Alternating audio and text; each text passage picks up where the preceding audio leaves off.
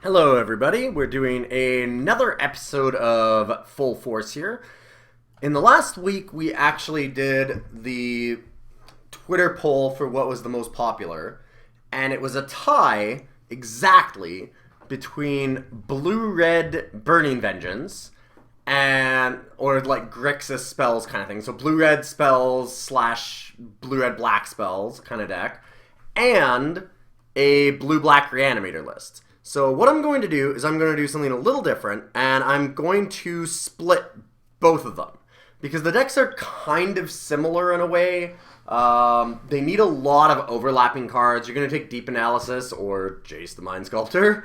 You're going to take like any number of like Firebolts, probably some Chain Lightnings. Like you'll take some of those kinds of cards. Like there's a lot of times in the Reanimator list where you will end up with a bit of a splash of red. So you're gonna end up in the blue-red deck, you might end up with a splash of black, just for some extra removal spells or like a Twisted Abomination or something like that.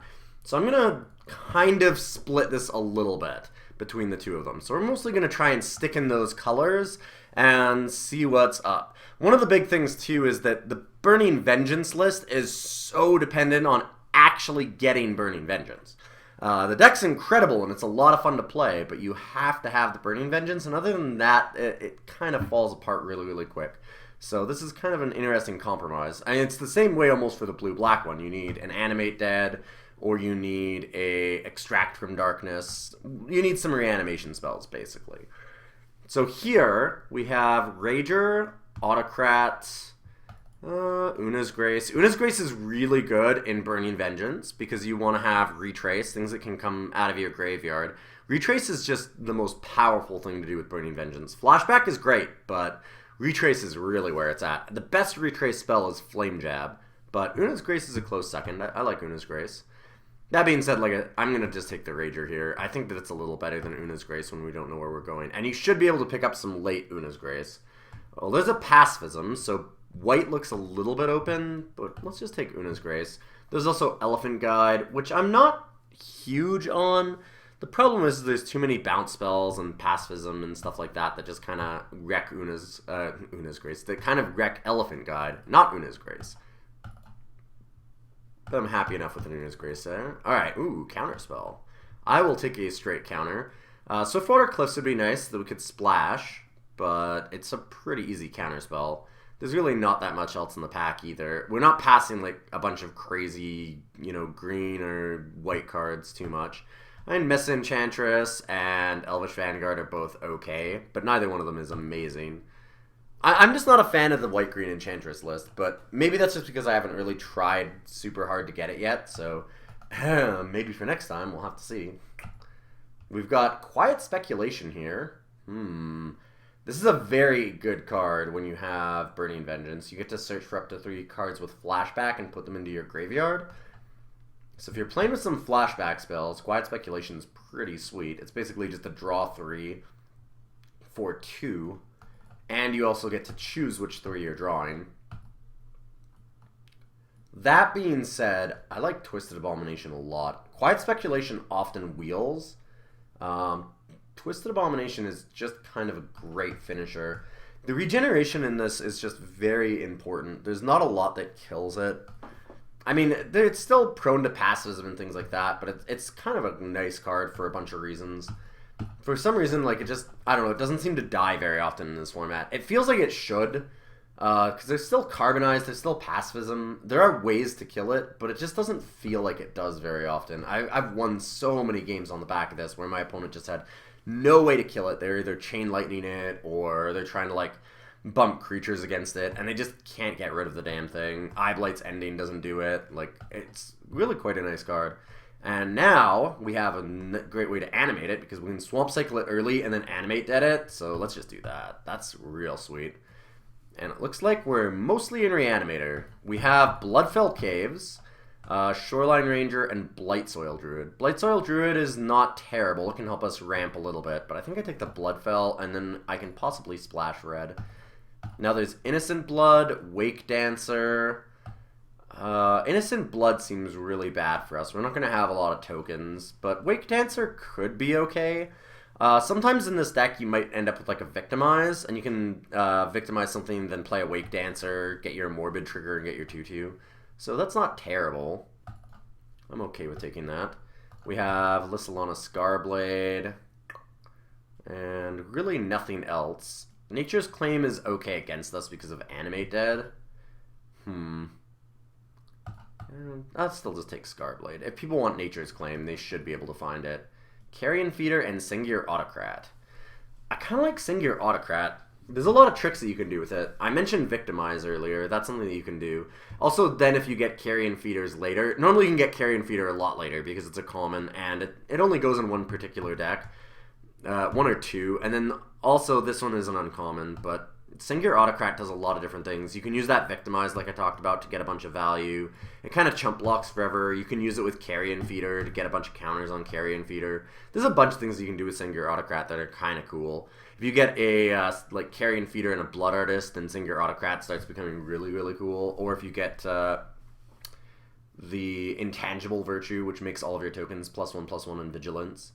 So I think Singular Autocrat's often kind of underestimated. It's not a super powerful card, because like on the face of it, I mean, it's a 4-mana 2/2, but it just kind of chumps forever at worst, and that is the worst thing that it can do.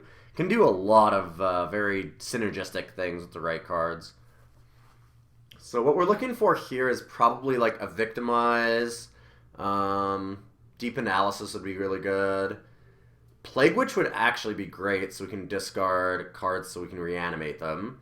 Wouldn't mind like Gravedigger. So those are kind of some of the main things we're looking for. Card draw, and then of course ways to just recur things out of our graveyard.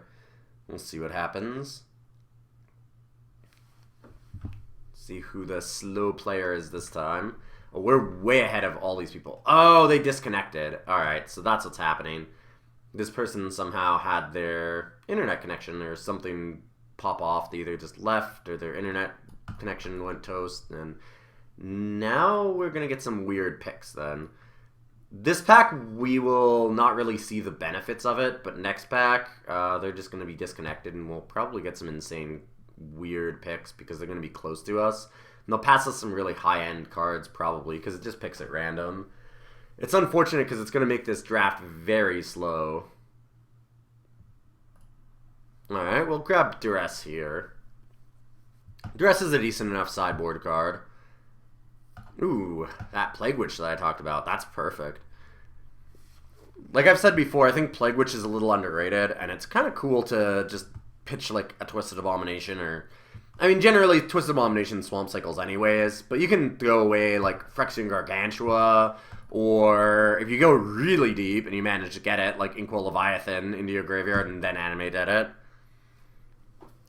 Alright, so we finally gotten pack 2 here, and Karmic Guide is actually kind of interesting as a target for reanimation, or just a way to get reanimation.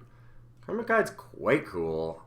So we've got Karmic Guide, we have Faith's Fetters.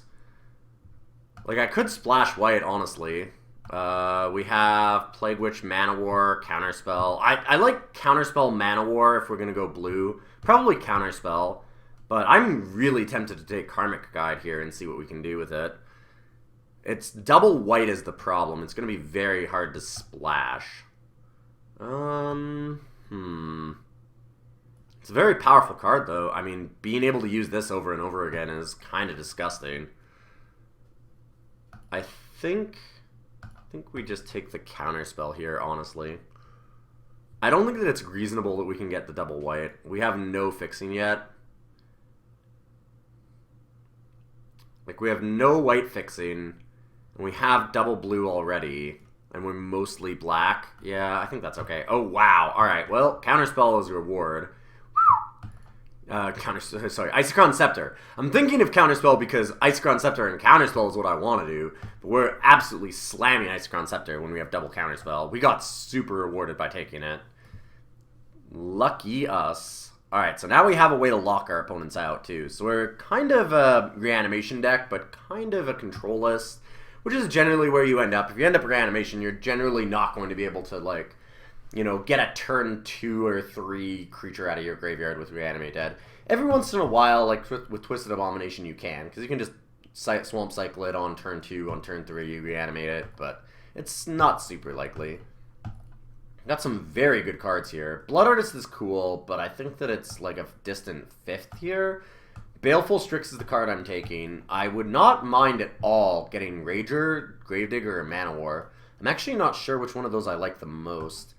Probably Gravedigger, maybe Manowar. Manowar is really good in this format because some people play the Armadillo Cloak, Elephant Guide kind of shenanigans.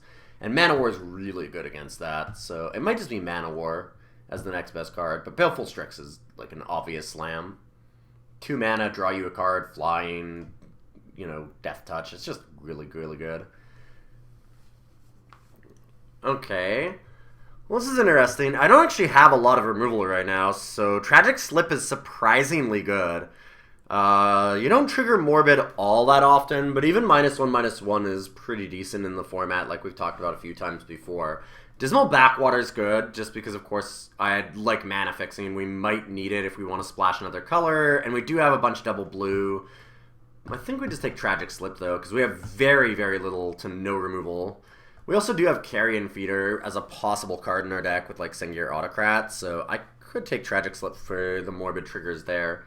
We do have a minor Morbid trigger sub-theme. Like, we have Carrion Feeder, Wake Dancer, Sengir Autocrat, and Tragic Slip now, so it's certainly reasonable for us to do that. And now we have Gravedigger, Peregrine Drake. Sulfuric Vortex is really, really powerful, but it's obviously not something we can do, so I was just seeing if... Thought they might have come back. Alright, I think we take the Gravedigger. I really like Peregrine Drake because it's just a free flyer, but Gravedigger's got to be a little more important. We're just going to try and get like a ton of value by constantly recurring our cards, and Gravedigger does a lot for that. I mean, we already have Phyrexian Rager, Baleful Strix, so we're getting some value off of our creatures just coming into play. Even Wake Dancer too, Sengir Autocrat, like all these things have like come into play abilities. So just rebuying them gives us a second shot at using them, which is kind of nice. If all of our creatures are 2-for-1s, that's a pretty good place to start, and it makes Gravedigger a lot better to pull things back. Okay. Ooh, wow. Man, these packs have been so good for us. We have Manowar, Silent Departure, Pilgrim's Eye. I think that we need to take Manowar. Manowar is just so good. It's a lot of fun to play with. Prowling Pangolin, I've been surprised. The card's not as bad as it looks. Obviously, you can't play it against the token list, because it's basically just a blank against them. You do not want to be trading Prowling Pangolin for like a couple of Raise the Alarm tokens or something, but in lists that aren't that, I mean, it's pretty great. There's a lot of lists where it's really strong against. Let's take the Manowar, though. And now we have Skulking Ghost, Tiki Gnomes. There's the Quiet Speculation, but we don't have any flashback cards, so I don't think that we're going to be able to do that. I kind of like Skulking Ghost, actually. It's not amazing, but a 2-mana 2/1 flyer is always fairly decent. Ticking Gnomes is pretty mediocre, but it's probably the next best card. Incredibly enough, the Echo, like, it looks really bad because of the Echo. You're like, it's a 3/3 for 3 with Echo, but it's not as bad as it looks. It does have the sacrifice to deal damage to a creature or player, which is not totally irrelevant in this format. I always keep talking about how many creatures have, like, 1 toughness that it's really good against. So, honestly, Ticking Gnomes is a lot better than it looks. Wow, that's a late Animate Dead. I will definitely be taking that. I'd love another Twisted Abomination. Double Animate Dead seems really nice for us, though. Hopefully we can get some other cool targets, though. Twisted Abomination alone isn't good enough. Maybe just grab a Shoreline Ranger at some point so I can Island Cycle that, and I can maybe Animate Dead that. It'll only be a 2/4 flyer, though. That's not exactly, like, super enticing. I need a big fatty. I need Inkwell Leviathan is what I need now. Maybe Havoc Demon. Havoc Demon would be a nice one to get back. So those are the kinds of cards we're going to look for a lot in Pack 3. Now that we have 2 animation spells, we really need some payoff. Brainstorm. We already have a Duress, so yeah, Brainstorm seems fine. We want to open Inkwell or a Havoc Demon. One of those two. We need some big fatty creatures. Something that ends the game so we can animate it dead out. Well, I mean, Regal Force is a fatty, but probably not the fatty that we were looking for. We do have Flame Jab, which is pretty sweet, but it's a lot worse as a red splash rather than just like when you're main red. When you're main decking red, then it's a really insane card. When you're not, it's pretty medium. Tragic Slip number 2 could be okay. Like I said, I don't have a lot of removal right now. I just have the Tragic Slip really still. Got Mana War as like pseudo removal, bounce. Dismal Backwater is fine. I'll take Tragic Slip though. Yeah, we'll take another removal spell. We do need ways to kill things. Speaking of ways to kill things, Eye Blight's ending kills a lot of things. Certainly don't mind doing that. Shoreline Ranger for the Animate Dead, I guess I could take at some point, but I'll just take Eye Blights for now. Not a lot of great in Animate Dead targets yet. I need another Twisted Abomination even. I'd be very happy with just one more Twisted Abomination. I need something like that. If anybody opened Inkwell Leviathan, there's really good odds that I'll get it, because there's not a lot of decks that'll actually want it. It is a 9-mana creature. It's pretty hard to play, but Animate Dead does make it somewhat reasonable. Although I'd like to have more ways to discard it out of my hand too. I just have Plague Witch. Let's see what I get. Okay, so we have another Eye Blights ending. We do also have like another Singular Autocrat, which is kind of cool. Like we said, I mean, we do have the Carrion Feeder. We can kind of go deep on that. But I like Memory Lapse in a lot of ways. We've got Memory Lapse for Isochron Scepter, and that's basically just Time Walk. If you get down to the last few cards they have in their hand, and you put Isochron Scepter on Memory Lapse, then there's just nothing they can do to get around it. You always put the card back on top of their library. It's very hard for them to do anything. I mean, they can sit there and just not play anything for a few turns, but that's pretty okay for you too. I think we'll take the Memory Lapse. I'm interested in trying that. Now we have another Plague Witch. Bunch of good green cards. Green Sun Zenith and Harmonize. Oof. It's a little scary. I think we take Glacial Wall. We might need a wall to just hold down the ground while we try and lock the game up through like Isochron Scepter or Animate Dead, Twisted Abomination, or Jace or something. So we might need a little bit of time so we can set up all the things that we're trying to do. I'm going to cut Skulking Ghost for now. There's that Timberwatch Elf. We saw how good Timberwatch Elf was in the last Full Force videos that we did. Torrent of Souls is another one that rebuys something out of our graveyard. It does pump our entire team as well. This card's really good in an aggro deck. Like, aggro black-red is pretty insane. We do have Singular Autocrat. It's really good with that, because you just make a bunch of Surf tokens, and then, like, you Torrent of Souls something else, and the Autocrat and all the Surf tokens get a bunch of power. It's important to note, though, you can't Torrent of Souls Autocrat and, like, give all of your Surf tokens haste. This gives all your creatures haste, but it triggers before the Autocrat does, and so the Autocrat gets the haste and the tokens don't, which is kind of unfortunate. Still think it's good enough here. Another Gravedigger. There's that Prowling Pangolin. Honestly, Prowling Pangolin Animate Dead's not the worst. Just a bunch of big creatures. I like Wonder in the graveyard too. Oh man, Gravedigger or Wonder? Wonder giving all your creatures flying is amazing. This card's really hard to beat if you get into your graveyard. I'm not sure which of those I like the most. I think we like Gravedigger still. Just try and keep doing the 2-for-1 kind of theme here. Alright, let's take Pilgrim's Eye. It looks like we're just not getting any big creatures here, unfortunately. I don't think I want another Memory Lapse. I have double Counterspell and Memory Lapse already, and that seems like enough.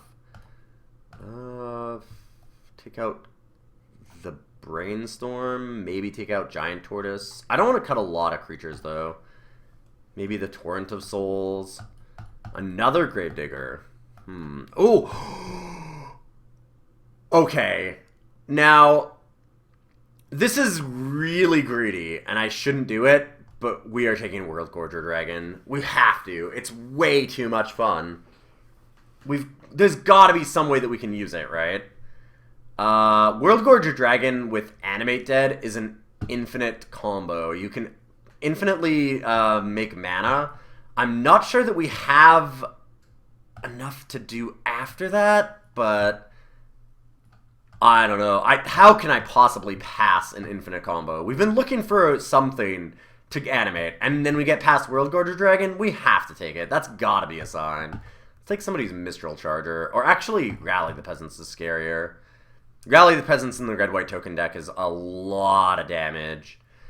Alright, well, I'm not saying that this is a good idea, but this list certainly got a lot more spicy. I will put that I will put that out there.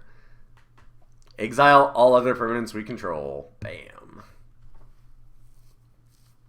So what happens is you animate dead the World Gorger Dragon, and then because World Gorger Dragon exiles all other permanents, animate dead when it leaves play, you have to sacrifice the creature. So you animate dead World Gorger.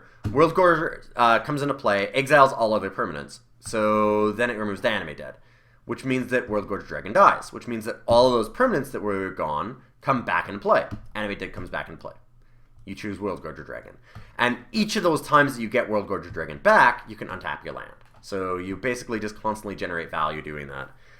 It's a little bit awkward when we have Ice-Crown Scepter, because Ice-Crown Scepter won't come back with the Counterspell or Memory Lapse imprinted on it. But we'll have to find a way to do this when we're just going to win the game off of it.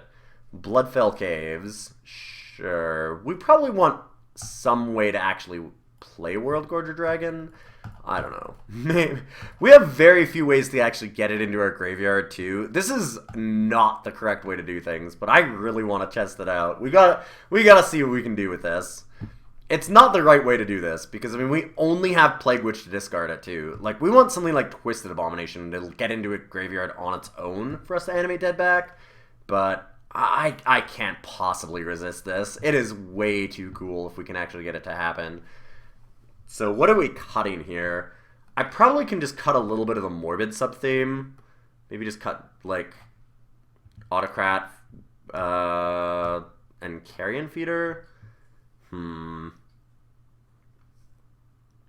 don't think that's terrible.